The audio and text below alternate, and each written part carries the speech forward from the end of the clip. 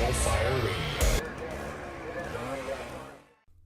Hey everybody, it's Rob, National Fire Radio, and I need to talk to you guys about an amazing hose manufacturer called Mercedes Textiles. For the last 45 years, they have been innovating fire hose and small portable pumps to make our job easier and to give a better end result product to the citizen. How do they do that? The hose is kink resistant. It's got great packability. There's heat resistant testing that they've done on this that has exceeded the NFPA standards. They have third-party UL testing coming in to make sure that the hose is actually doing exactly what they say it's going to do. It's durable. They have a 2-year bumper-to-bumper warranty on the hose. I mean, the way out couplings, let's face it, if you know what hits the fan, you're not going to be remembering bump, bump, smooth to the pump or whatever silly thing they told you in fire school. You're going to look down, see that reflective arrow, and know how to get out of the building. And everything is made in-house. So with that being said, you don't have to worry about supply chain issues with another manufacturer using bad metal on the coupling or different products coming in from different parts of the world. Everything's happening there in the factory, and that's a home run every time you stretch a line. Go check out Mercedes Textiles and the Kraken EXO. It's the hose that I use at work. I've taken it into fires, and I can say it's a superior product. This is Rob, National Fire Radio.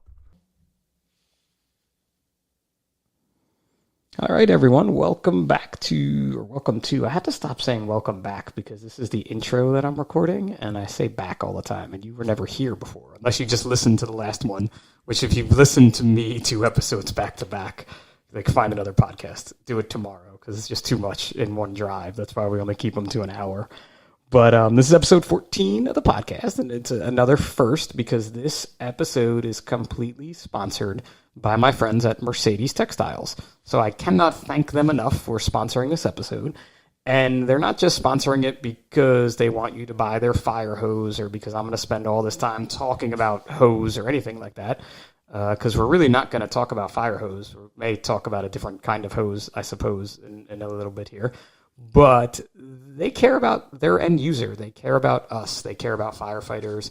And this episode that they're sponsoring is based off their Check Your Equipment campaign that they've partnered up with Detect Together and Crackle Magazine to kind of raise more awareness about testicular cancer and how we can prevent ourselves from getting it. Because I think that's the key when it comes to firefighters and cancers. It's not stopping it. It's preventing us from getting it or catching it early enough to treat it. So with that all being said, I have a very special guest on today with me. And this dude is like beyond famous. He has over 4 million social media followers, I think, if I did the math right. 1 million subscribers on YouTube, which as per my kids is a really big deal if you can do that. He's been a good friend of mine for a while now. I'm not really sure how long ago we met or how we met. We've worked out together online, never physically. But Mr. Jason Patton from Fire Department Chronicles, welcome to the Size Up by National Fire Radio, buddy. Oh, brother, how are you, man? I appreciate you having me on, dude. No, it's awesome to have you here for such an important reason too. But I know we're going to joke around the whole time. So yeah, of course. I mean, wow. No one would listen if you were being too serious the whole time. People would be like, "Who is this guy?" You know, I think the only podcast I've ever found myself becoming kind of diving into the more serious stuff was with Jeremy on National Fire Radio. Just the way he asks questions are just so radio esque. Well, yeah, Jesus, tell me what you think about this. I'm like, well, I mean, there's not a lot of room in there for joking, so let's just dive right into it, buddy. So I hope he listens to this and hears that part, because it's probably the only one I've ever been mildly serious on. It was crazy. That's crazy too, because I didn't think he was expecting that from you. You know, I think he was probably expecting the exact opposite. But he led you in that road, which is it's a sign of a good interviewer. So yeah, it was great. You hear that? I gave you a compliment, Jeremy. If you are listening, it's a compliment right there. But I think what a lot of people don't know that I know about you, because we've talked in the not-for-profit space for a while, is that you kind of started out pre-Fire Department Chronicles days actually using humor to teach CPR, correct? To lay folks. Because again, we are used to doing CPR in the emergency services world. But for just a normal, everyday banker or corporate America person, That's a big deal. I mean, I don't know if you watched Succession, but there was just a whole CPR scene going on in the TV show Succession that they had no idea what was happening. No, I do. CPR in general is a very stressful. It's a very emotionally driving thing or emotionally stressful thing for a lot of people because I mean I would say 90% of humanity whenever they're doing CPR on somebody they've never seen a dead person before. So they or God forbid this is a coworker, or for us we're lucky in the sense that most of the people that we're doing CPR on or that we're attending to medically are not our own family members, and we see that stuff all the time where guys have to run on their own family members, and trust me, we see the opposite side of that. But yeah, man, I found like when I was teaching people CPR, it was they that their immediate reaction is crap. Like this is life and death. Like There's no, it's touching actually like involved. death. Yeah, Yeah, that's it. they're dead.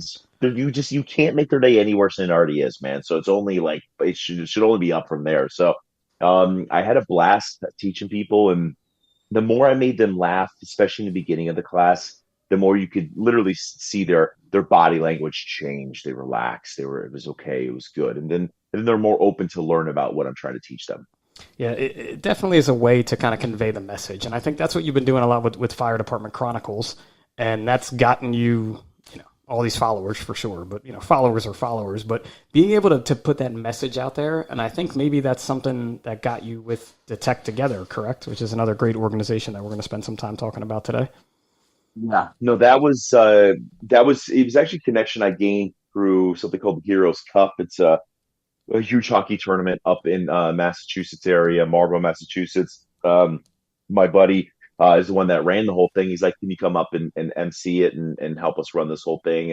And I went up there, and it was just a cool experience. And I met Trisha and all them from Detect Together, and their messaging was beautiful. It was just very simplistic. It was we want firefighters to pay attention to themselves, their health, and when they need to get checked out, be able to recognize it. But we want to do it all through comedy. And I was like, man, this is what firefighters need. Male or female, none of us want to take ourselves seriously. The thank me for my service thing we hate, and but when it comes to our own health, like we just don't pay attention to it because it's just not something that we do. So it's cool to kind of drive that home in a comedic, fun manner. Hey, off topic here, but can anyone play in that Heroes Cup? Because we got a team in Jersey. My union has a team, and they're pretty good from what I understand. If they're active duty, fire, military, Yeah. or EMS or police, yes. Oh wow, so this team NJ Fire Hockey. If you're on Instagram and you're into following a bunch of firefighters that play hockey, just going to throw a little plug for my buddy out there. Lieutenant on my job runs the whole thing, but they're up to an A, B, and C team. I think I qualify for the C team now. I don't know though. I can skate, so it's kind of like the Mighty Ducks. I think it would be. Yeah, I think they've raised like $2.5 million for like 400 different charities or something like that. Wow. It's probably higher than that. I'm probably misquoting it, but I mean, it's insanity what they've done. It's very cool. That is awesome, and it's great that you were able to do that event and then meet the folks from Detect Together, and like it just linked in. That we can do this because my own not-for-profit journey talking about cardiac-related diseases. 10 years ago, that's all we were talking about. And now we're talking about cardiac-related diseases, we're talking about PTSD, we're talking about suicide, and we are talking about, I feel like, cancer almost at the moment more than anything, finding out about all the different cancer-causing chemicals we deal with, right? Mm-hmm. Yeah. Yeah, that definitely. I mean, things are going to change on a constant basis, on a daily basis. We're going to find something new, some new chemical. Obviously, the one that you're talking about is not new. It's been around for a very long time, and I have a feeling this is just the beginning of the journey of seeing what's going Yes. on, what's causing stuff. Anyone who, and this is just my personal opinion, this isn't backed by anybody, but anybody who believes that is the only cause of cancer in our area it's probably looking in the wrong way, sick. but it is something Very we sick. should be focusing on. Yeah. But I definitely think we should focus on that. We should figure out, wait, listen, I have one goal in life. When I retire, I just want to retire, man. I want to like live for a few That's it. years. I want my biggest decision in life where I'm taking my crap for the day, like which toilet I'm choosing for that day. Like that's what I want. So, yeah. My wife and I were just somewhere a few weeks ago, and my retirement age came up, and they were like, "Well, what does that mean? Like, what is Tracy gonna do?" And I'm like, "Go to work." And they're like, what are you going to do? And I'm like, not go to work. Like, but how is that? How can that be? And I'm like, because she picked the wrong job, like physician assistant, fireman. I don't know, she should have picked the fireman. Like, I'm not going to work, but I want to enjoy that, right? And that's what, and you and I have done some CrossFit-y type workouts together, some functional fitness. I know you're taking care of yourself that way. We try to eat as well as we can. I'll give you a shameless plug. You probably drink more coffee than anyone I know. Or at least it appears that way online. Yeah. Yeah. Fire department coffee is definitely a monstrous part of my life, which I'd love to say it was, fire department coffee was the reason I got into coffee, but it wasn't. But you were an addict before. I was an addict. Well, they just became my new supplier, my new dealer, and we're good to go. So I always love when a new firefighter comes into the firehouse and they're like, I don't drink coffee. I'm like, talk to me in 5 years, buddy. Bro, it's just a slow progression. You get the taste, and then you're like, this is good stuff. Up here too, you don't really deal with the cold so much down where you are. But at 3:00 in the morning, and you're finishing up at a fire, and the second chief comes in and he's got a box of Joe. I don't care what it is, how long ago it was made, how bad, anything. That is like the nectar of the gods at that point. So it is, and it's so funny you say that, man, because you would think especially after a good fire or a good job or something like that, man, like when you get back to the station, like it's like this. Like this is where we get together and we talk and we BS and it's completely unhealthy in case anyone's wondering. We should be trying to go to sleep at that point. But like we had a real bad call where we had to pull two people out of a canal, and I mean, dude, we went from sleeping to literally in a lake, in freezing lake, swimming to the bottom of the lake to try to get these two people out.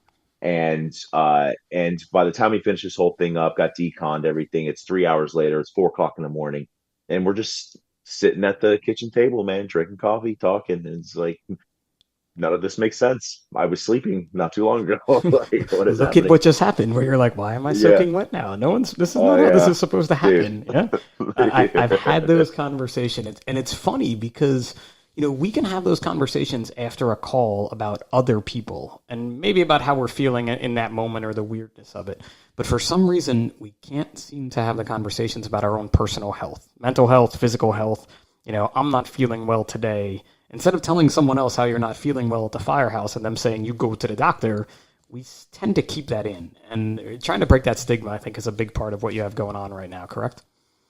Appreciate it. 100%, man. Look, self-realization and self-acknowledgement when it comes to what's going on in your head, man, it's very hard, bro. It's freaking hard. I mean, like I've been going through some pretty bad stuff here in the last couple days, and it's like, and for me, I know when it's getting bad when I can't, do some breathing exercises or kind of feel or think the thought process that I need to think and then move on. Like it's just like a constant boiling thing. Like I cannot get rid of this. And I know there's some stuff going on. So I talk to my wife a little bit more, or man, when I'm really boiling, this is going to sound really weird, but I work out. Like I just love squatting, bro. Like just squatting makes me feel so happy. But it is, dude, listen, if acknowledging the thoughts that go on in your head and acknowledging issues that you may be having it's hard. You know why? Because it's really easy to point out other people's issues because we're helpers. But when you're acknowledging your own self maybe slightly messed up a little bit, then you're not that Iron Man that you always think you are, which obviously we're all human, bro. That's what it comes down to. And the faster we're able to acknowledge things, repair them, and then move on, the better we're going to be at it. Yeah, and that's what this whole campaign is about with the Tech Together. It's response time matters, right? It's like they say the Mercedes textiles line is like water on the fire. The sooner you can get it, the better you are. And that response time really does matter when it comes to all of these problems. Cancer, cardiac-related screenings, mental health-related screenings. And it's kind of hard to screen yourself for a mental health issue or a cardiac issue, even, maybe you could start to tell something a little bit about yourself. But when it comes to, some of the cancer detection that's out there, especially for testicular cancer, it is something that we could be checking and should be checking daily, weekly. You tell me, how many times do you check yourself? I touch my balls constantly. So whether I'm supposed to or not, I just do. No, It's dangerous if you find a third one. If there's a third one in there, that's really dangerous. That's the gold standard right there.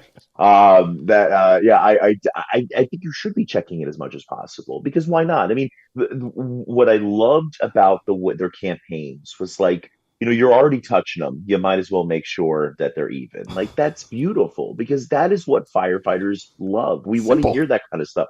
And I know that I know I'm positive we were talking about this about a year ago when we first launched the initial campaign, but they were talking about creating more female friendly stuff but it was the same thing. Yeah. Like you're already touching your boobs, you might as well make sure there's no lumps in there. Like these, I doubt women touch their boobs as much as we constantly fondle ourselves, but I don't know. maybe it's even, yeah, maybe, I don't know. That's a bold statement, Cotton. You better be ready to back that up.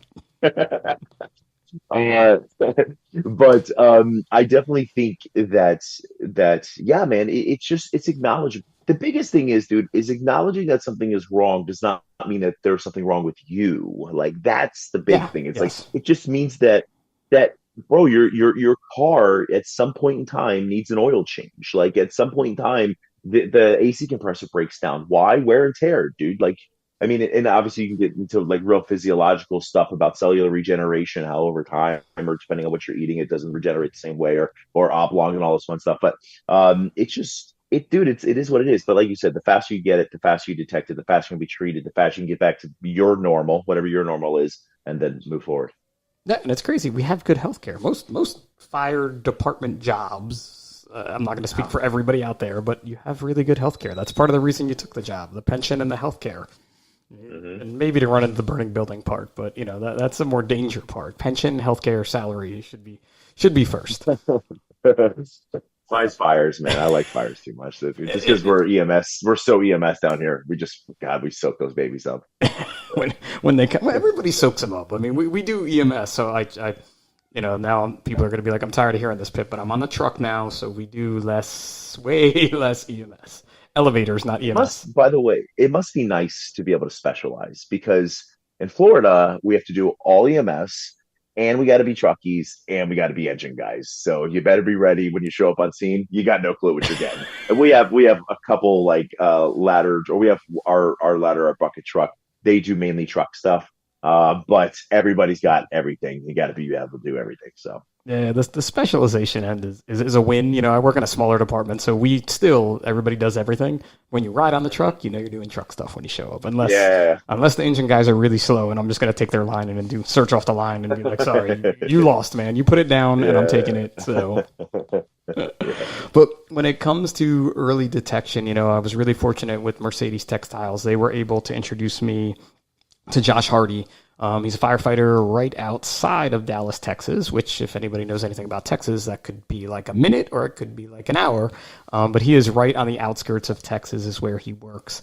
And I was able to sit down with him and have him tell his story just to make everyone aware of how serious the testicular cancer threat can be to a firefighter and how early detection really does matter.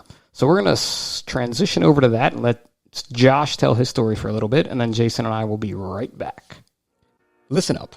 Our friends at Mercedes Textiles want to know, how often do you check your equipment? Probably every shift, right? But this month, they aren't just talking about the hose on your engine. Even if they have been a fire hose manufacturer for over 45 years, because that hose is not the only hose you should be doing daily checks on. April is Testicular Cancer Awareness Month. So we here at the Size Up by National Fire Radio and Mercedes want to remind you to check your equipment. Because just like water on the fire, when it comes to cancer, response time matters. Early detection saves lives. This month, Mercedes is supporting Detect Together, a nonprofit organization dedicated to educating first responders on early cancer detection. Because if found early, the survival rate of testicular cancer skyrockets to 99%. I'd say that makes it worth checking your equipment regularly. So go to responsetimematters.org to learn how to check yourself and request your free Firehouse Education Kit. Thanks in part to Mercedes Textiles.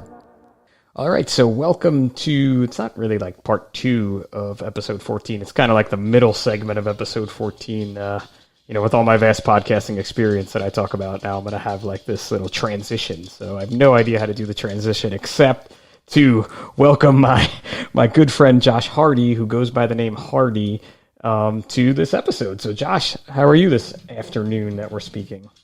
I'm doing great. How are you, sir? It's not bad. It's the spring here in good old New Jersey, so the light is great. It stays light a little longer. The kids are on spring break, so they're outside playing, which is always a win.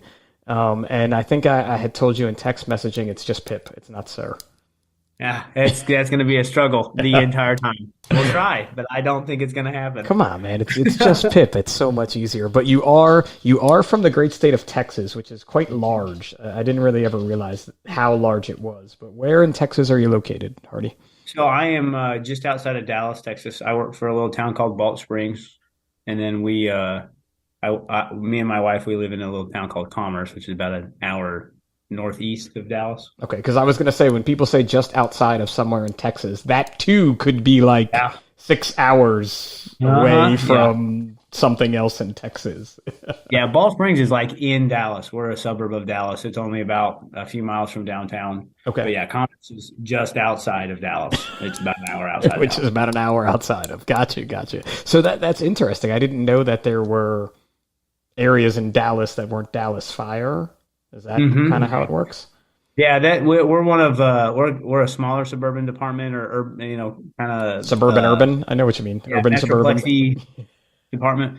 We're neighbored by a much larger one called Mesquite, a town called Mesquite, but they've got multiple fire stations. They're much bigger, and then we're all neighbored right there with Dallas. So yeah, we're a one station department, small, 10 guys on a shift, and then right next door you've got thousands of people on every single day and hundreds of fire stations and. You got all that right next door. Did they come in to assist you on mutual aid? They do, yeah. Okay. I'm doubting you go there, though. No, never all the time. They come over. We don't call them too terribly much. It seems like it's happened more here lately than in the past. But yeah, we definitely they've been a big help on multiple of our larger incidents. It's always a win when you have a larger incident to have pretty much, like everything you need at your disposal, I guess. Yeah, you blink and there's 100 people there and you're like, never seen this before in my life. This is awesome. Yeah, we can't do that where I am. And there's just not 100 people department, total around us. But it would be nice to have something like that, I guess, every now and again. So how long have you been a firefighter? About 10 years. Okay. And what kind of led you to firefighting? Is an easy way actually, I have a big spiel, but 9/11 was really what inspired me to be a fireman. I was like 7, 8 years old.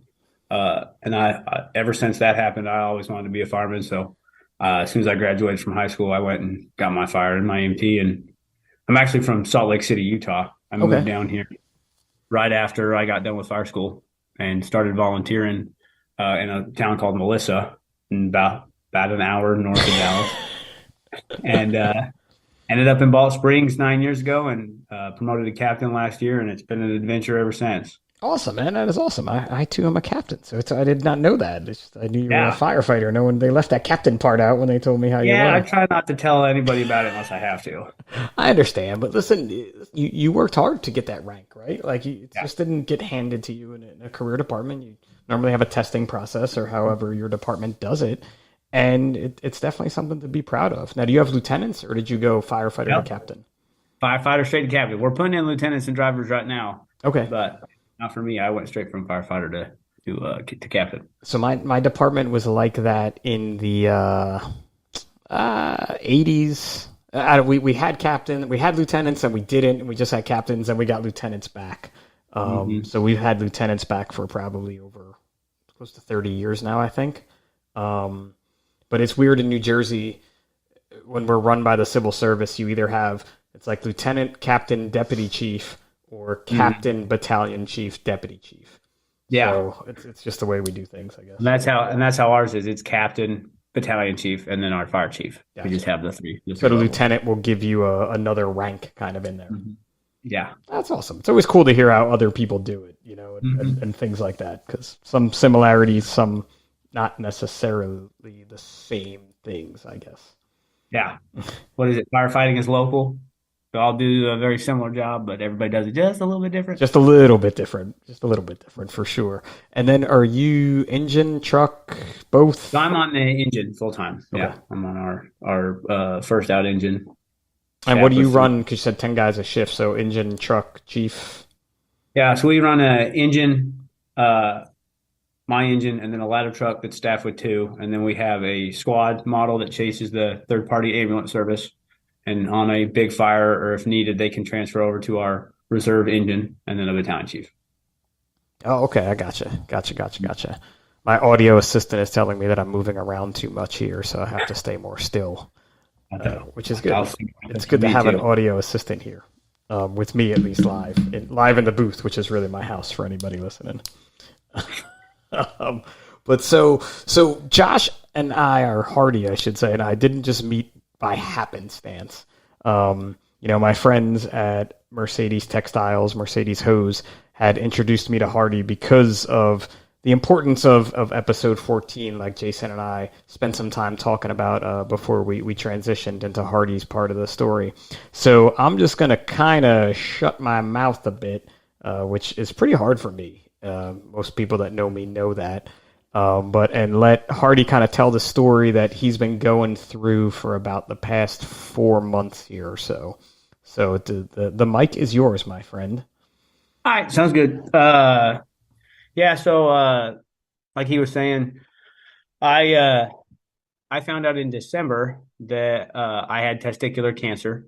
I was bailing out of a window in training in like October and injured myself a little bit in that region. Had some swelling and didn't think anything of it. Never in my wildest dreams would I have ever thought to go get checked or had anything looked at. So you got stuck? Did you get stuck in the window? Like now we have to talk about when I bailed, I went super hard and went like in between my legs to like get on the sill and just the sill.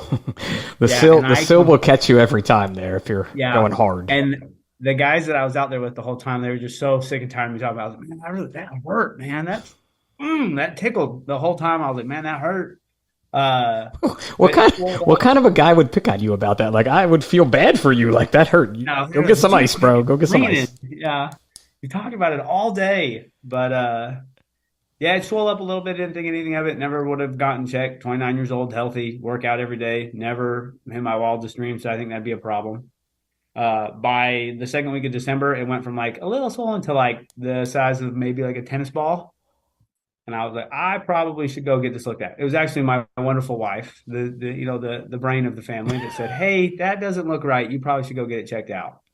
And it was the last couple of weeks of December. So I was like, I'm going to wait. My deductible's fixing to change over. I'm not going to go pay money to the doctor and whatever else I need to do just so I have to pay it all over again in a couple months. And she was like, or in a couple weeks, she's like, no, you need to go get that looked at.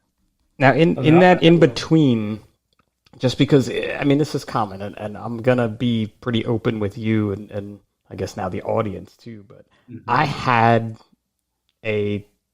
testicular pain, let's call it that way, about 1.5 years ago. And I didn't ever have any swelling. Yeah. But I let that pain go for about a solid month as well, until I told my wife, and my wife is a physician assistant, and she's like the smartest medical person I've ever met in my life about everything. To which, as it sounds as though your wife, immediately she was like, you're going to see this doctor. And luckily, my wife's cell phone has a boatload of doctors in that.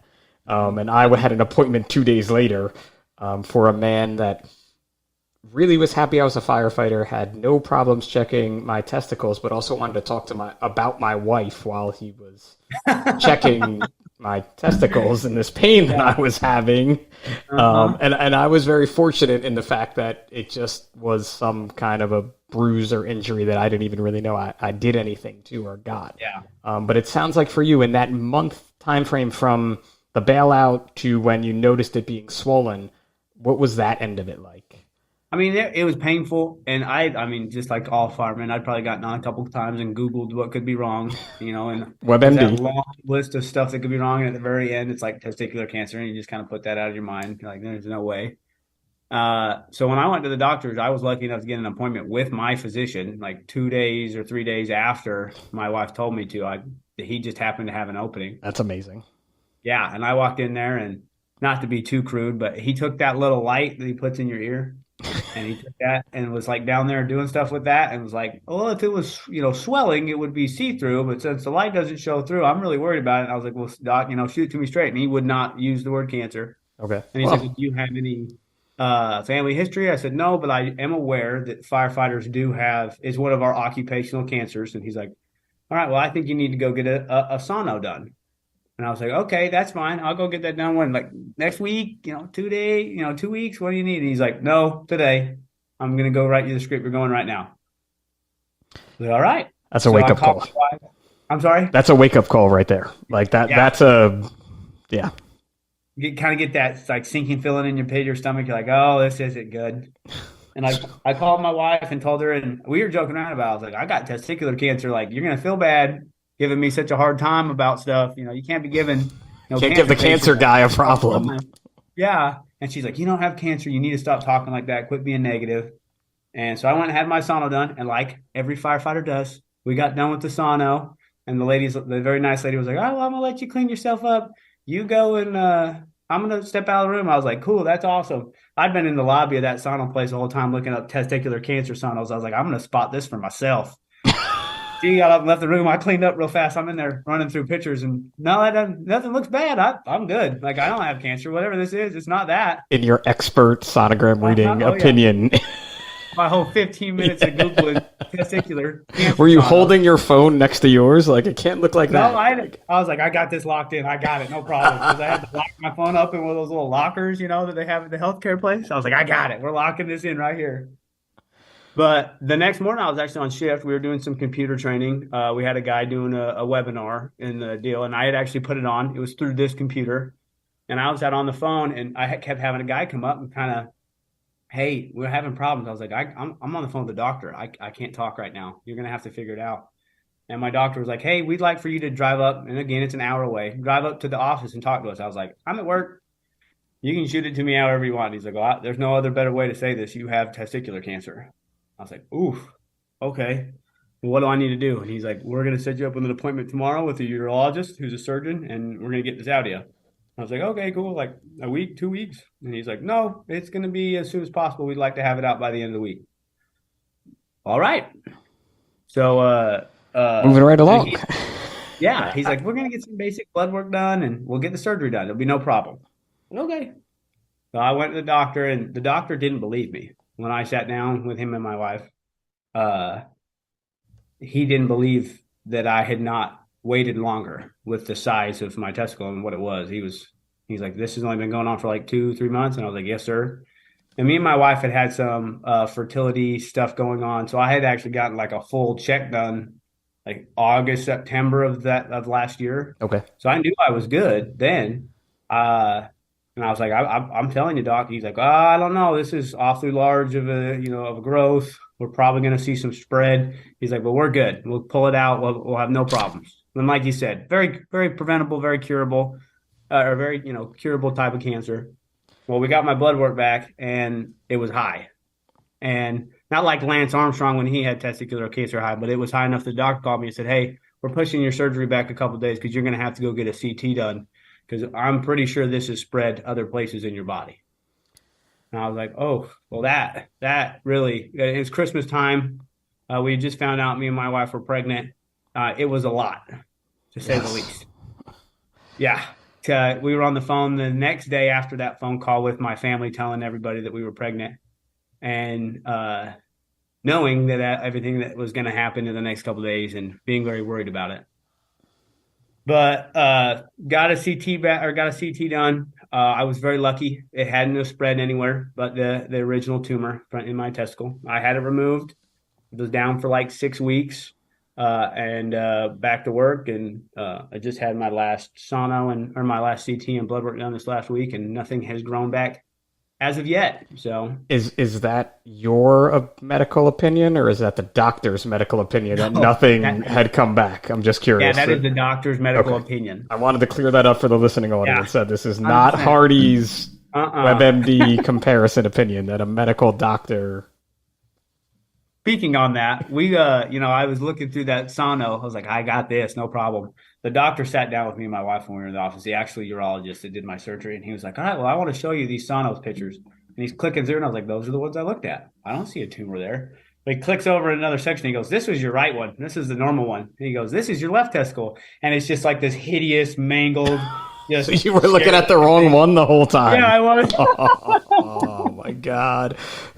So Gentlemen. I'm right. Gentlemen. That didn't have testicular cancer. I never made it that far. You just knew that you saw what you saw and you were good right there. Yep. So it's crazy too that, through Mercedes and our work with Detect Together, just when you hear these things and we keep hearing them more and more about firefighters and, with testicular cancer specifically, we have a 2 times greater risk of getting testicular cancer than a non-firefighter male, which is just a number that when you hear it's almost unfathomable, Yeah.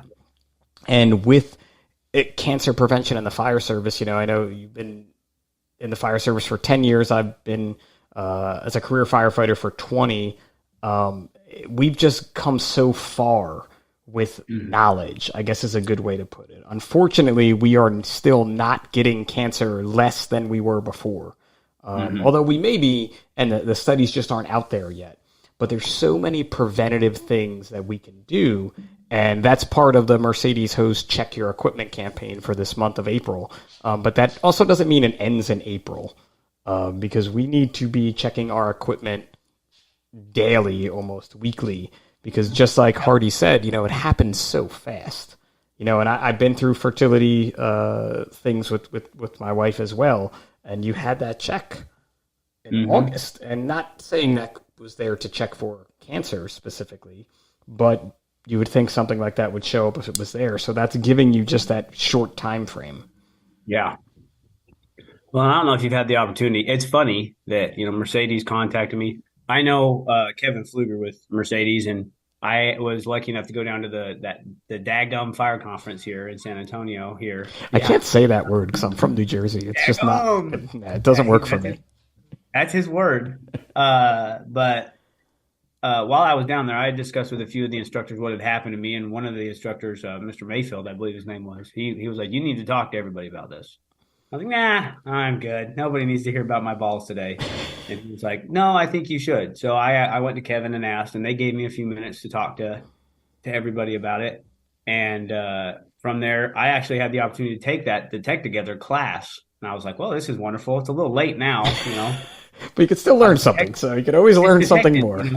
One, it was too, and it was cool going through and being like, yep, I went through that. Yeah, I went through that. But Detect Together, they talk about it a lot. It's when you take that Detect Together class, they have multiple slides of like what your survivability is if it's in stage 1 or in stage 3 in any of those occupational cancers that we suffer from. And most of the time on that stage 1 side of things, it's in the 80s, 90s, 99%.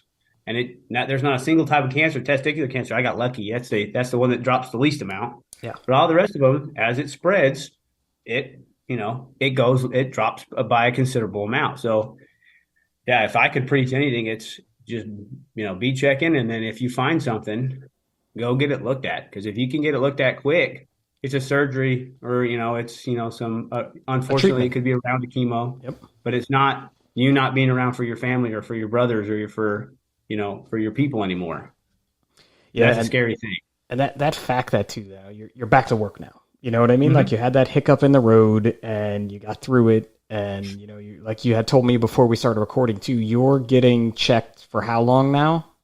I think it's every 3 months for the next 5 years. Yeah. So that's again that, they're so concerned and this is such a serious issue that they want to keep checking. And they want to make sure that if it did return, they catch it that fast so you stay in that survivability profile that they have.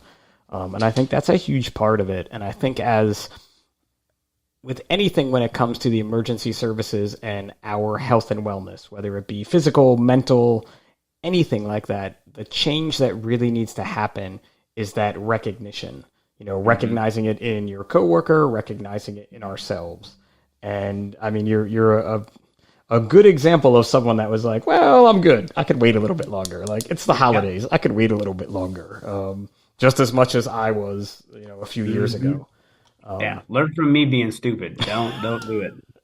But too, like you could have just been like, no, I don't want to go get checked out still. There's so many people that are like, no, that white coat syndrome, or that, I can wait another day, or, I mean, even in your instance, in a way, finding out that you and your wife are expecting, and congratulations for that. I wanted to say that before, but I was like, no, if he's on a really good point here, so I'm not going to say that.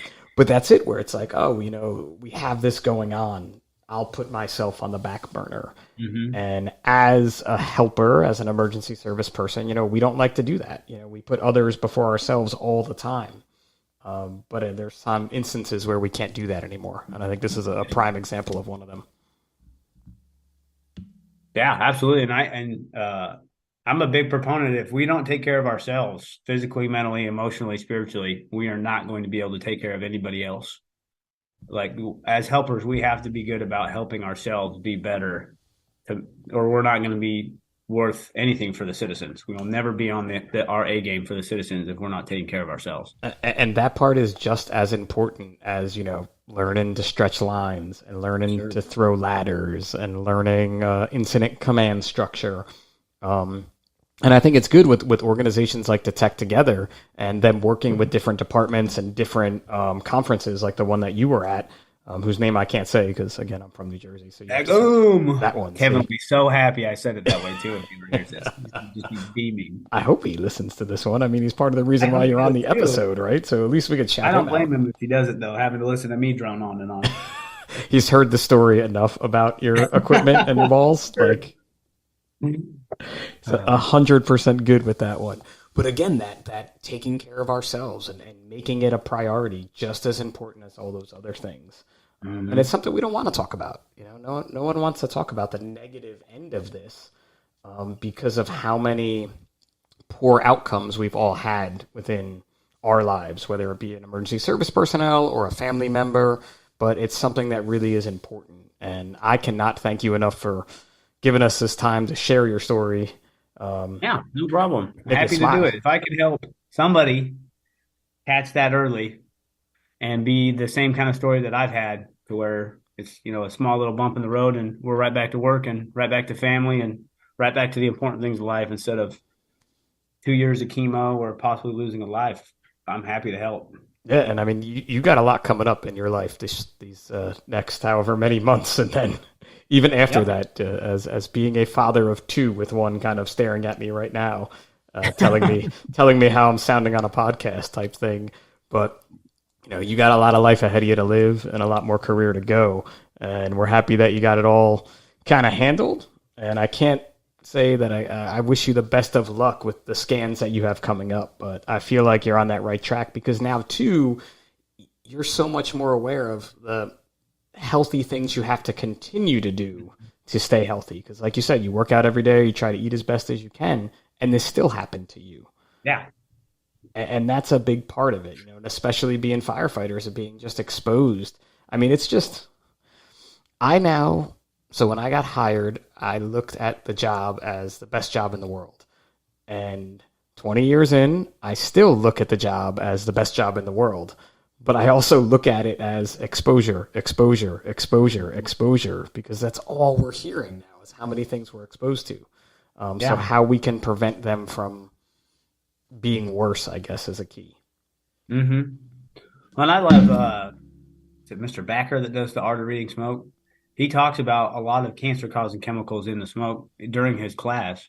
I just had the opportunity to take it again here a few weeks ago, but I love the way that he breaks it down. It's not that we should be trying to avoid those, because that's part of our job. It's how do we mitigate those exposures after the fire? How do we mitigate those as soon as we can after? Because we have a job to do, and there's not going to be anything we can do to not do that job. It's what we're paid to do. Yeah. How do we, on the back end, make sure that we're catching it early, cleaning ourselves, cleaning our gear, making sure that we're taking all the preventative steps that we can, to where we end up having a happy life after our career, able to retire for years and years and years and enjoy our retirement after, and still have the ability to do the job. Yeah, it's such a big part of it too, because, coming kind of into this world and talking, what started with me talking about fitness and fitness and fitness and fitness and fitness has turned into so many other things for me that all matter. And fitness is kind of something that we can see, right? We know we're doing the fitness and we seeing the results of the fitness. And when we talk about these cancer-causing chemicals that we're exposed to, you can't see them. Yeah. You know, I mean, we could see smoke, but even when you read like that, The Art of Reading Smoke, I'm pretty sure that he talks about how many chemicals and how many carcinogens are in just the air around where the smoke has been. Yeah. So that's a whole nother part of this that just, it's more of that, the more we know, the better we're going to be, right? Yes, sir. Absolutely. Awesome. Well, Hardy, I do appreciate you sharing your story with us. We're going to throw ways you could find him on social media if you have any questions in the show notes. And with that, dude, I want you to stay safe. I want you to, live a nice long life. And I want to really, I got to laugh a little bit because I know what's coming. Good luck, man. Good luck in these next couple months, excited. man. I'm excited. Thank you for having me on today, and thank you for y'all and Mercedes and all and Detect Together, all of y'all spreading the good word about everything. So awesome, man. We appreciate you. All right, so now I could actually say welcome back, Jason. Now that we just heard Josh's story, we were here before, and then you disappeared, and now we're back. But I really want to thank Hardy, as he likes to be called, for sharing that story because he kept it as real as possible. He used some humor in his situation. But I honestly think listening to the tone of his voice, when he got that cancer diagnosis that he was not necessarily expecting to get in that fast of a time, you could tell he took it seriously. So again, thank you, Josh, for sharing that story with us. Congratulations again to you and your wife on the upcoming birth of your first child, which is more exciting news to kind of get all around this crazy time for you. Maybe next time you'll be more careful during bailout training. I know I'll be more careful during bailout training. Jay, what about you after Josh's story? Yeah, I give him a lot of credit because if I had done that, I would have been on the ground, possibly crying.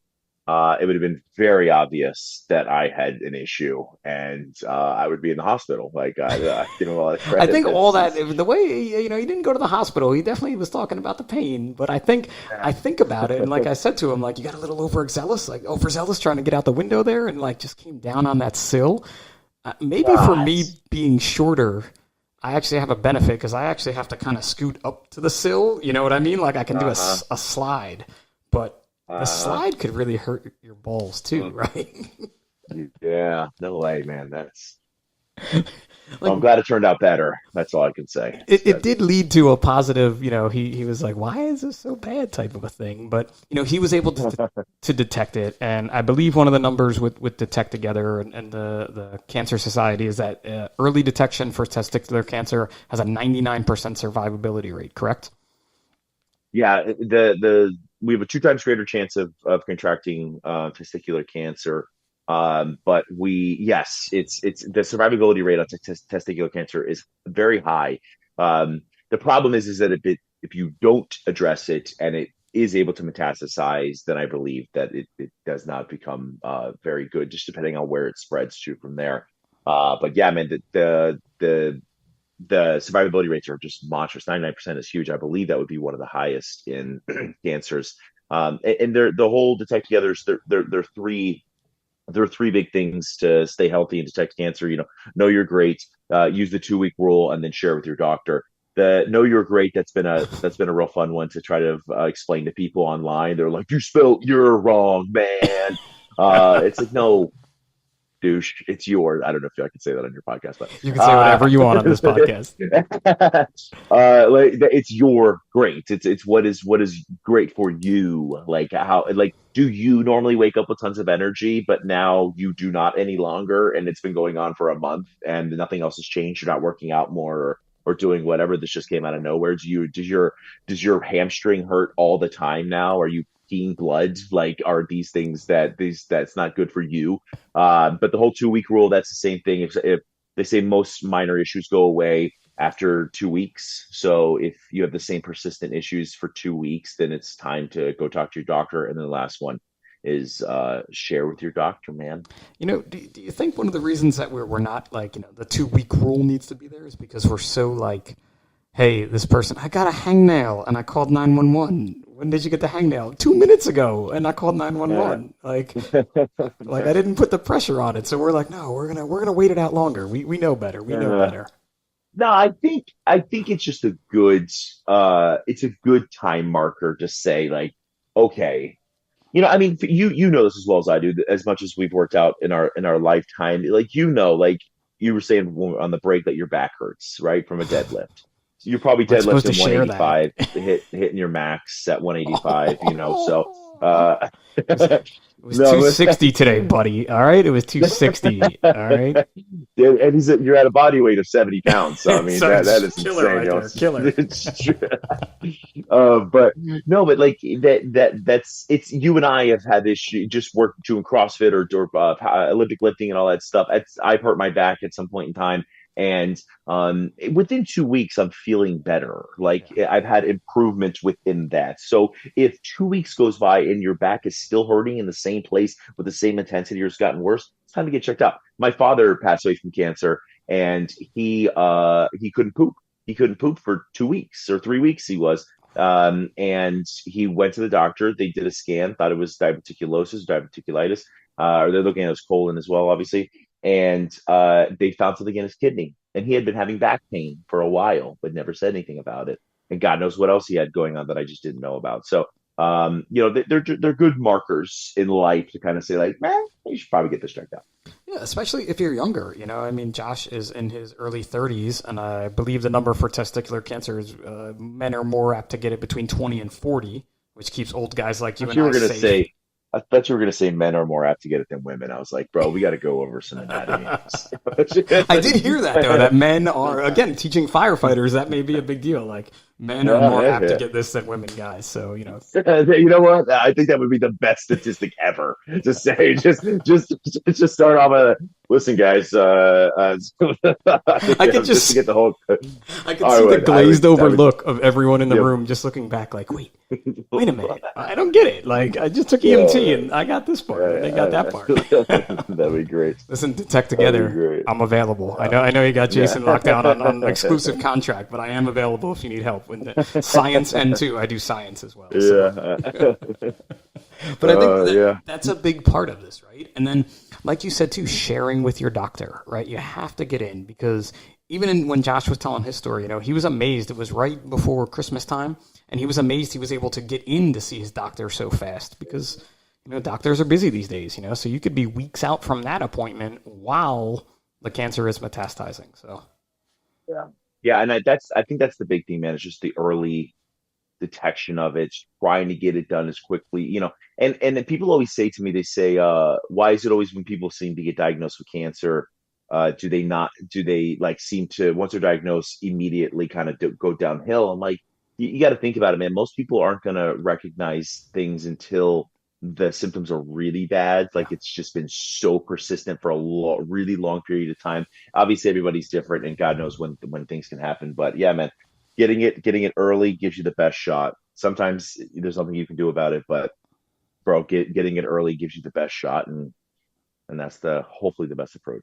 Yeah, for sure. And that's too when we hear those stories like, oh, well, I was in a car accident and they found cancer. Or, I broke my leg and they found cancer. And it's because you're not looking for it, and it could still be there. And we know, we talked about it in the first half, that a lot of the things that we deal with are carcinogens. And the big one that everybody wants to talk about right now, listen, if they made a change in PFAS in our turnout gear today, right now, today, someone made a change, I am not going to be wearing that gear. I'm retiring in 6 years, so I'm definitely never wearing that gear. But in my department, at least for 5 years, we just got a new set of gear. They're not going to turn around and be like, oh, we're going to spend however many millions we just spent to outfit all you guys on this brand new stuff, and your spare is still going to have it in there.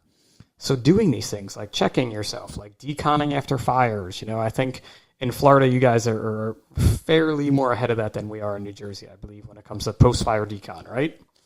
Yeah, anyone as a driver, I set up a decon station, literally just outside the fire, so you're still getting some smog.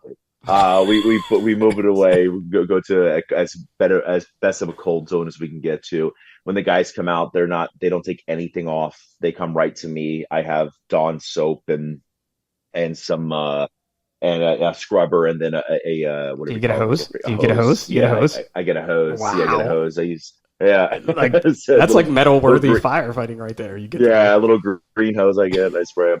But yeah, we try to decom as best as possible, man. And then when they get back to station, our newest station is incredible. It is like unbelievable. It has multiple like it's hot zones, cold yeah, yeah. zones, and then or warm zones, cold zones. And you have to decon. You're not allowed to go into a warm zone until you've gone through the hot zone and deconned and everything. And they're just trying. I think I have a bunch of the saunas as well, infrared saunas. And listen, my chief is like, hey, will this stop people from getting cancer? I don't know. He goes, but I'm going to give you the best shot you could possibly have of not getting cancer. So, And that's the best we can do right now, right? yeah. We're not here to stop cancer. I mean, it would be great if we could stop cancer, and there are very smart people somewhere working on that. They are not us, right? So, Yeah, nope. what can we do? We can have Jason outside with the green line hosing you down. We can get back to the firehouse and get our gear cleaned. We can clean ourselves. You can use Dawn soap. You can use any one of the 8 million wipes that are out there. You can shower with charcoal soaps that are out there. There's just so many things. Wash your clothes. Wash everything. I know a big thing going on now, too, is people not even wearing their clothes home because there's some recent studies saying that our kids have a greater percentage of getting cancer. And who knows if that's something that has to do with what we're bringing home or not. But there's just so many things. It's a lot of stuff. I think you just give yourself the best shot possible. Yeah. Genetics obviously play a massive role in this. I have cancer on both sides of my family, so I may just get it genetically. But I try to exercise as much as I possibly can. I try to eat the best that I possibly can, and I try not to do too much cocaine. I don't think limit it to cocaine the is a weekends. carcinogen, man. Oh, It's shoot, you're nicotine. right. I'm good. I Nicotine. can Don't smoke double up. cigarettes. No, I don't do cocaine for anyone. No, I just, dude, give yourself the best shot possible. That's what it comes down to. And then if something doesn't seem right, then get checked out. That's what it just comes down to. I think that is totally it, and that is a great message to kind of bring this thing home with, is just do the best you can with everything you can. Now, where can the folks go? I know you can order some stuff for your station, which I still have to do from Detect Together, but how do we do that one? So yeah, you go to detecttogether.com and I'm sorry, detecttogether.org. You go there. You can follow the website. You can get whatever you need. They have incredible stuff that you can order for your stations. I'm going to apologize now. My face is on a whole bunch of it, I see and Jason's face in your department's restroom. and I'm like, and I got to tell you, man, I probably saw 100 pictures of my face in people's bathrooms, and no one messed with it. I was like, No one guys, wrote on it. I'm genuinely impressed with all of you right now. Like I thought for sure I'd have mustaches and other, phallic things on my face. But nobody did it. I mean, I'm sure it will now, but no, yeah, you can go on there. You can find out all the information you need. They'll get you all the stuff. And then Detect Together will also come, if you organize it, they can come to your station or at least your region, and they'll do classes for you to teach you the best ways to hopefully prevent this kind of stuff. That is awesome. And this episode is going to drop on FDIC week. So I know you'll be out at FDIC providing coffee shots, signing your cover model Craggle magazine, right? Am I not mistaken in that? That still is a shocker that anyone put my face on anything. So it's yeah. There's going to be a phallic symbol drawn on your face on the one you signed for me, for Oh, sure. yeah. For sure. Funny enough, when they released the magazine, it was a great article. It was about like sex, casual sex in your relationship, and I was like, "Hey, listen, bro, I can't sign that and hand it to underage people. So can you please take that off?" And they're like, "Absolutely." So I was like, "Thank you." I can't have this guy coming up with his kid and me being like, "Let me sign this." Let me sign this for you, but they were like, yeah, totally get it. That's fine." Awesome, man. Where everybody else can follow you, obviously, Fire Department Chronicles. You could use, 5 million social media followers, so you could add that one. Fire Department Coffee, Yeah. Detect Together is on Instagram. I know that, and Facebook. Yep. Anything else you want to plug? Any other shameless plugs that you're doing? Stand up anywhere, hosting hockey tournaments. No, that's it for right now, man. I got some fun projects in the works that I think if it all comes together, I think I will be helping head up, I believe, one of the cooler changes for the fire and EMS services. So Sweet. We all look forward to seeing that, because you know how we all in the fire and EMS service love change. So I'm sure that's going to go over really well. It's going to go over real well. Unless you're getting everybody a raise. That change is okay. The raise part is okay. The 30% mandatory increase for everybody in the fire and EMS service. So volleys, you're getting 30% more of nothing. So congratulations. You can handle that one. That's an easy one to handle right there. So that's an easy one. Yeah. Well, listen, Jason, man, I can't thank you enough for your time again. I can't thank Josh Hardy enough for sharing his story. And again, our friends at Mercedes Textiles and Detect Together for just this awesome awareness and giving me the opportunity to share Josh's story and have Jason come on to talk about these great initiatives that are out there for us to keep us healthier. So, for the Size Up by National Fire Radio, I'm Pip, and we'll see you next time.